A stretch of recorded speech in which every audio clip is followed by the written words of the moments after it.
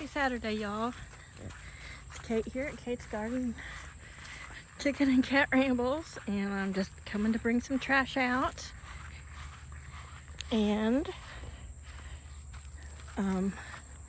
some cardboard to put under my two little pumpkins because, okay, don't mind this because you're gonna ride the lid up.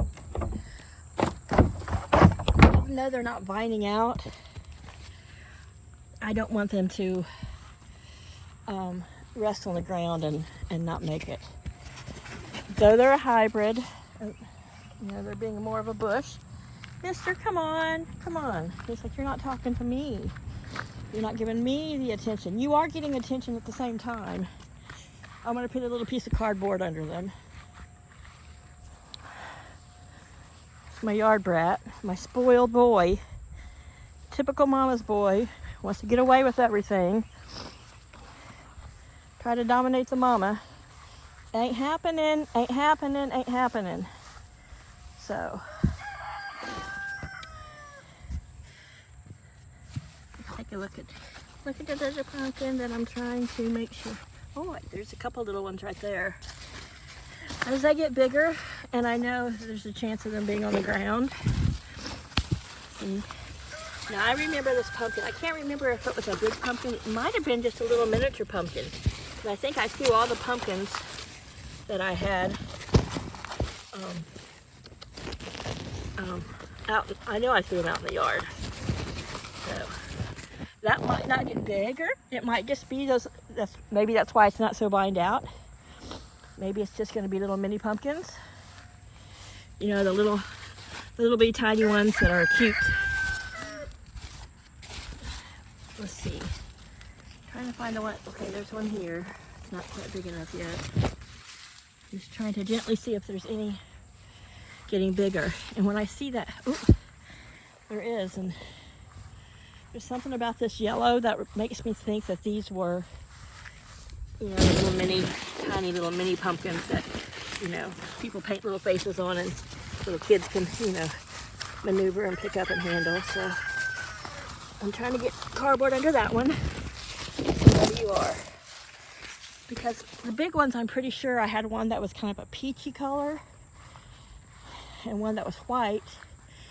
And then I do think, and I had a big orange pumpkin, of course, but then I also think I had some little decorative ones, and I think those are just little decorative ones. So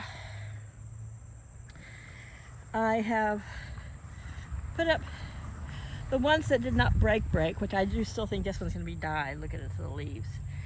It only has one that hadn't bloomed, and then this one is the one that bent here. But these others, I used my whisker tool and an old tomato cage to help hold it up a bit. Because that's the one that hasn't bloomed. And that's another one of the big 9-foot tall ones. And it's yellow. So I know that I mixed some of the chocolates and several colors, but I really have a feeling, unless this little short one here turns out to be purple, that the purple just did not take. I know I've mentioned that several times, but I'm disappointed. And I know a lot of you wanted to see purple sunflowers. And whether I'm here or somewhere else, we will have sunflowers, and I'm going to have a bigger, more medley of colors. So these are still pretty. They're just not up in the air. So yesterday I found a couple sneaky, that's part of it, sneaky giant cucumbers way back in this mass of weeds. But this is a new branch with lots of little flowers climbing up the tomatoes. I picked some green tomatoes, been still getting cherry tomatoes. So we'll see. Because if our summer cools off a little bit, we have really, our falls last so long. Well, let's just say they're cooler. There's that little watermelon.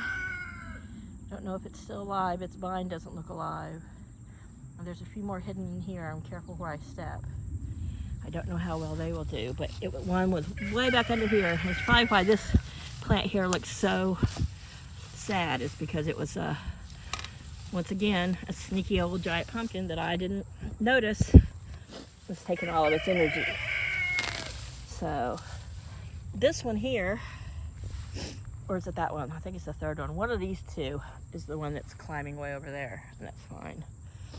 But that one there was the biggest, thickest stalk, and it's really kind of pulled it up by the root base. And then those are bent in half, and so once they bend like that, they crack down the sides and they die quickly. These, probably because they're not as thick and didn't have as heavy heads on them, seem to have weathered the wind better than the tree. So I made a little short video. I've already did some deadheading out here this morning. I can see where I missed a couple marigolds. So, and here's a little dwarf sunflower growing in the green stalk planter. Oh, I'm so bad.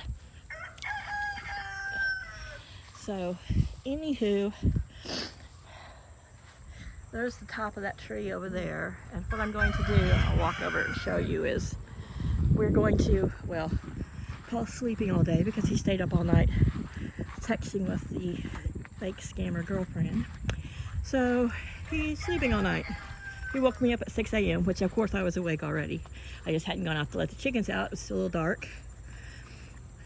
Because, you know, normally by 6 a.m. it was quite light. And by 8:30 it was stayed light till 8:30. And I've kind of, in all the hubbub and the way sometimes my mind works, I had kind of forgotten that, you know, we were counting back down towards fall. So now it's getting pretty dark at 8. So I've got to be out here about 7:45 making sure everyone's in bed. Yeah, I should have paid attention to you because you're very good at going to bed on time. And so it's not getting light as early. So some of the wildflowers here really took a pounding also. What survives, survives. What doesn't, doesn't. So the top of this tree has a lot of this grapevine and pokeberry. So we're going to pull that off. And I don't know if you can see it from this side. I can't really get to the back porch, but let's see. You can see there's a couple bigger trunks there. So what we're going to do is we're going to cut them. Is that a murder hornet or is that just a big psycho hornet? I don't see a stinger on it, but doesn't mean it doesn't have one. I really don't see a stinger on it, so maybe it's not what I think it is. Am I missing it? Where is that? There it is. Here's some other waspy things. Well, looks like a regular mud dauber, but okay. So I'm gonna pull once he cuts it, we're gonna pull all this pokeberry crap off, and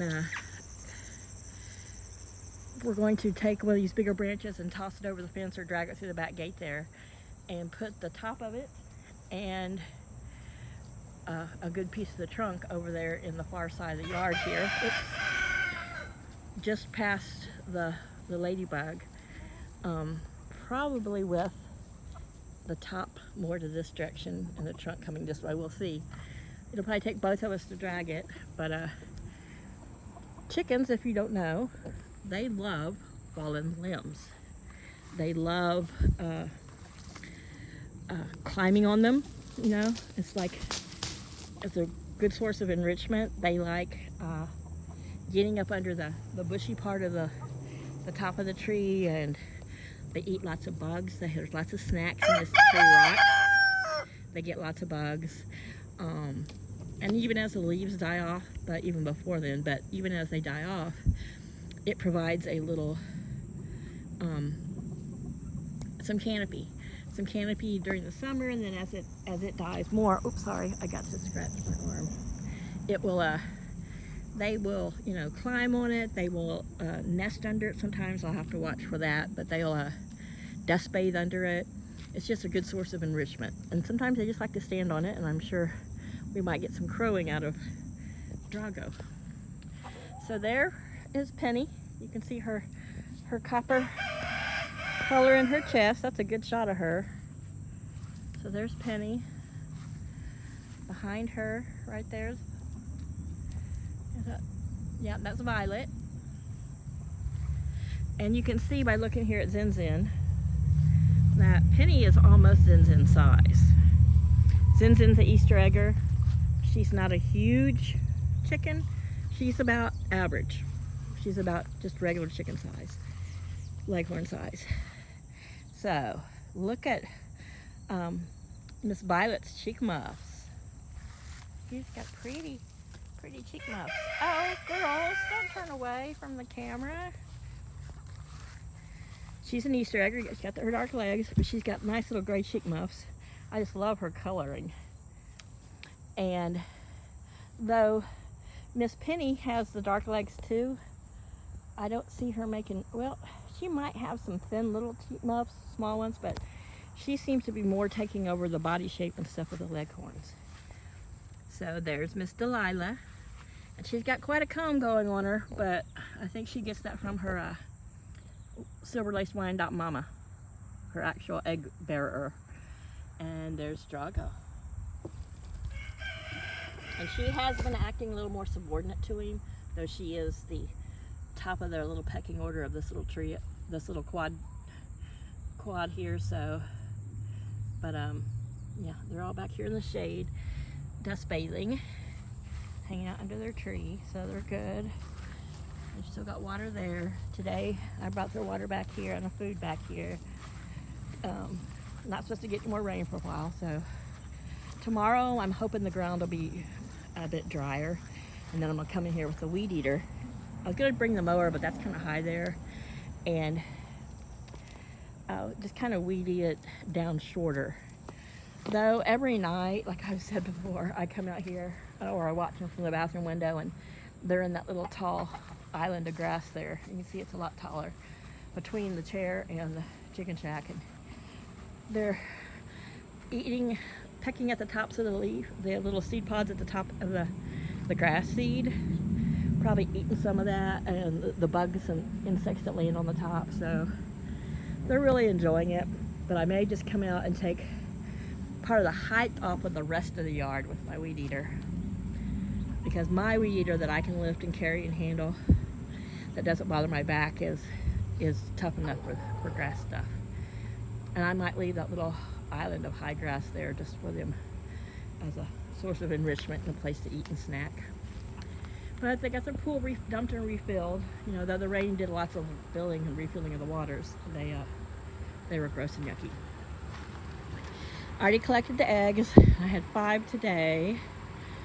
And because I have so many in the house, my little egg carousel is overflowing. Oh, I got some on the stove. I need to head back in and make, oops, they're boiling.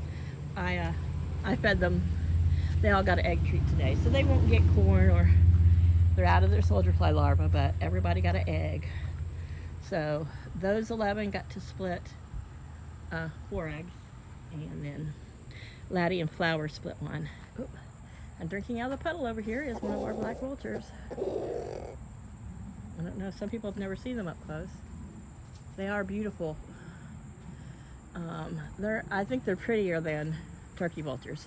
I mean, I don't mind turkey vultures because I like the little red. I like any bird with red on it, but these guys are really pretty, and they're really quite gentle. They've never messed with my chickens, so hopefully, since I'm going to still be here this fall, if I can get Paul to put the attachment on. Once this starts dying off, I'm going to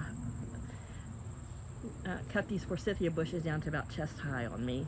There's one here and there's one there, and work on trying to kill out or dig out the pokeberry and the wild grape.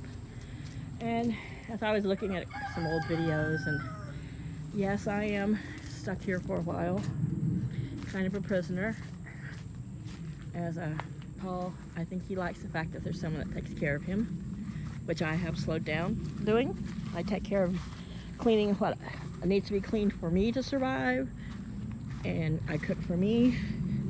I cook a little bit for him, but you know, he is putting in no effort physically or financially into the household. So he's got to learn to take care of himself. But Unfortunately, right now I do not have the physical means, as in a vehicle, which is, our plans were to replace that this year, you know, but you know, whatever. But so I don't have the physical means, as in a vehicle, or the financial means to leave. And as much as I do want to go back west to be near family and have somebody in my life who might actually give a shit about me, there's something that I'm attached to here too. I think it's just because for the last 14 years I'm the only person that's done any gardening or mowing, and I put a lot of work into making a good, safe chicken yard and coop for my chickens. I mean, this was all my money. It didn't cost him a penny. And you know, part of me is really sad to leave it. As much as I'm not a huge Delaware fan, just for people and other reasons. We do have, you know, we don't have super cold winters, but we start getting hotter summers, but you know, most of the year we're pretty mild. You know, my chickens only have to be in their coop at night, and you know, when there's inclement weather. Typically, you know, we are of a mild enough climate. Once fall gets here, our fall sometimes lasts all the way into January. We don't typically get cold. We may have a few little cold snaps, a rare little snowstorm, but nothing like the Northeast. So here's everybody over here bathing. Of course, they've come this way because they're thinking maybe Mom's got a treat or another EGG. You guys know what eggs are, don't you?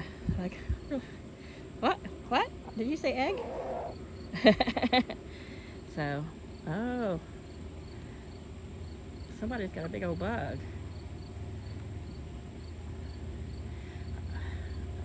It looks like it might be a cicada. Uh-oh. Mama was trying to steal it. Daisy, that's not very nice. She caught it, it's hers. So I had to reposition this, tighten it back up, and the one that's over their pool, because between the rain and the winds, they were really sagging. I think you could see my last video. And this morning, when I was moving Laddie and Flower's feed, eat that wasp, dish back out, you know, in the open, out of the coop, I noticed on their little gate that there was 2 newborn cicadas. They were just sitting there. You could tell their wings were wet. And down at the bottom, about 3 inches from the ground, were their shells attached to the same fence. Okay, so black vultures. Who knows? Soybeans over there are growing really fast. Yesterday in the wind, they were beautiful, rippling, like little waves through it. But so they're probably spotting something. They, like I've said before, black vultures don't see as well as turkey vultures. They tend to follow around the turkey vultures. That's why you often see them together, because turkey vultures have a better sight.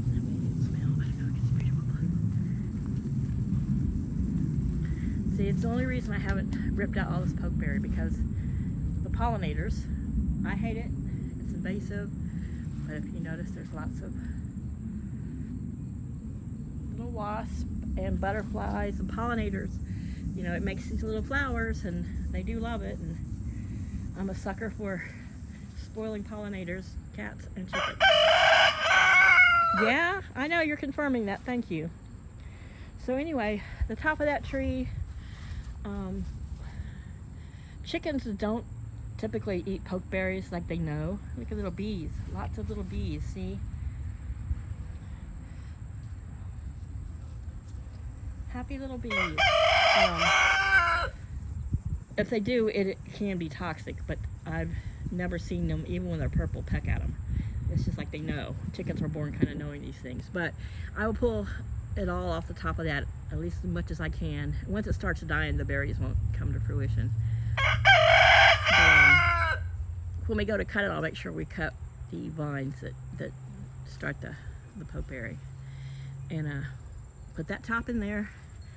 And that makes me, we've had 2 winters now, or a winter and a half, since I did that little annex back there that has no hawk net. And those little trees provide quite a bit, and you know, it's really sunny during the day, so they're not back there a ton. I leave the grass tall because it gives them places to hide, but I think the top of that tree and a good portion of its trunk in there will, besides giving them cover and protection from any kind of aerial predators, they'll have a good time. It'll be a lot of enrichment. Here's the corn. Corn's like, we love the weather. So those stalks are getting pretty big. I hope it makes some corn, even if it's just yucky field corn. I'll steam it and feed it to the chickens because I like it. But mine are kind of bougie, you know. They like their corn steamed. They probably would like it if I drenched it in butter too, but I'm not going to do that. But yeah, like I was saying, I'm going to come out here tomorrow when things are a little bit not as wet, and weed eat where I can, and maybe push mow parts of it, or push mow trails through it, because chickens like that. They like little trails. And I'm all about making sure that they have a happy little chicken adventure life.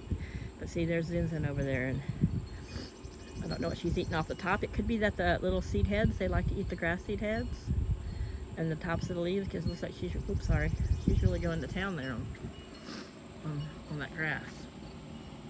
So, you know, they like to eat it. It looks like she's got a clump there that she's pretty much mowed down to about half its height. But, you know, when there's tall grass, there's lots of crickets. Oop, had a little piece of grass hanging out her mouth like spaghetti. I am so bad about watching them with my eyes and not through the screen. But yeah, everyone's over here dust bathing. This area, since we didn't get really any rain yesterday, a few little sprinkles, I moistened it back down. Because though we're supposed to be hot, it's 88, we're like, our heat index is almost pushing 100. So anyhow, pumpkins have a little piece of cardboard, the trash is out, the chickens are good, and this is my noontime ramble about the yard and check on everybody. Hopefully my swing will dry out. Some of the crepe myrtle blooms got beaten off of the little crepe myrtle bush there, but you can still see some pink. It still hadn't fully bloomed yet, so I'm hoping I'll still get some more crepe myrtle off of that.